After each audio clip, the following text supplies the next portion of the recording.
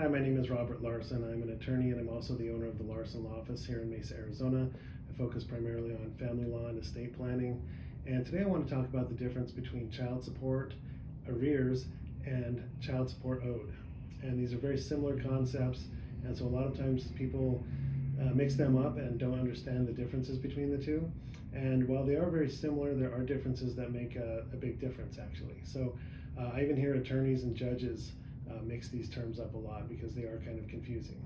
So first of all, what is child support arrears? This is what happens when a child support order is in effect and somebody doesn't pay what they were supposed to pay. So let's say a father's been ordered to pay $500 a month to the mother, and then he doesn't pay that for whatever reason. It doesn't really matter if it was excused or not. For example, whether someone chose to not pay just because they didn't want to, or it was because they lost their job, or they're in the hospital, or whatever it is.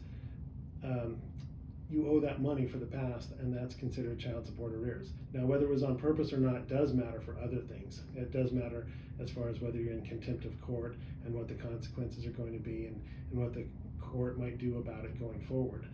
But as far as whether you owe the money or not, it doesn't really matter the reason. The fact is you have child support arrears, and it's going to have to be paid at some point. So that's child support arrears. The second part is child support owed. So what is the difference?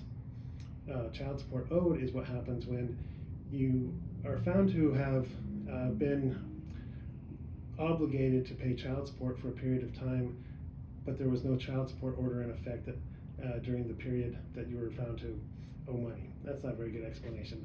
If I give an example, I think that'll make it a little easier to understand. So let's say two people split up, and mother goes down to the courthouse and files a case to establish custody rights and child support and things like that.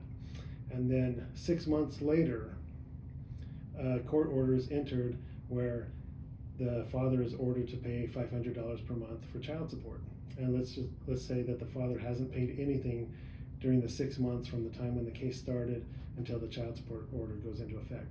So what the court will do is they will apply that $500 a month back to when they first split up and the case got started. So right off the bat, the court order will say that he owes $500 per month from that month and every month going forward, at least until it maybe gets modified in the future. But then for the previous 6 months, he will owe $500 a month for that 6 months. So basically, there will be a judgment in the amount of $3,000 for past support. So you see the difference there is arrears is when there's an order already in effect and you failed to make the payment. Past support is when there was no child support order, but at some point you were ordered to make payments for the past. And so in this situation, the father would start out owing $500 per month plus have a $3,000 judgment for the previous 6 months. And typically what the courts will do is they will add an extra payment on top of the ongoing support. So in this situation, it would be very common to say, okay, father, you're going to pay $500 per month plus $100 a month to pay off the $3,000 that you owe already. And so sometimes people start off right off the bat owing $10,000, $15,000, $20,000 because their cases may have been going on for many months, or when you're first establishing a child support order, it can go all the way back to 3 years if you've been separated that long. So they can go back to the point when you first separated, because they can't order child support against you for periods of time when you're living in the same home. But as soon as you're not living in the same place, that's when they can start it. And if it's already been 3 years by the time someone files for child support, you could potentially have 3 years that you're liable for. So like I said, sometimes people start off right off the bat owing $15,000, $20,000, $30,000, and so they're paying the ongoing child support plus the past support. And so the major difference between arrears and past support is that past support does not accrue interest. So even though you may have a large judgment to pay off, the fact is you weren't violating a court order by not paying it. You may have maybe made some bad decisions by not making payments during that period of time, but you didn't violate any court orders, so there's no interest that's accruing.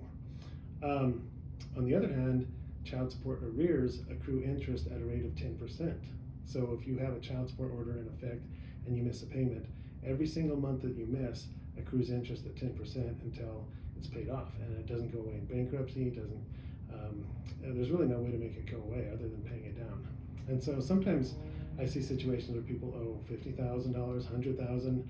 I've even seen $200,000, $300,000 that people owe in child support arrears because it reaches a point where the interest just gets completely out of hand.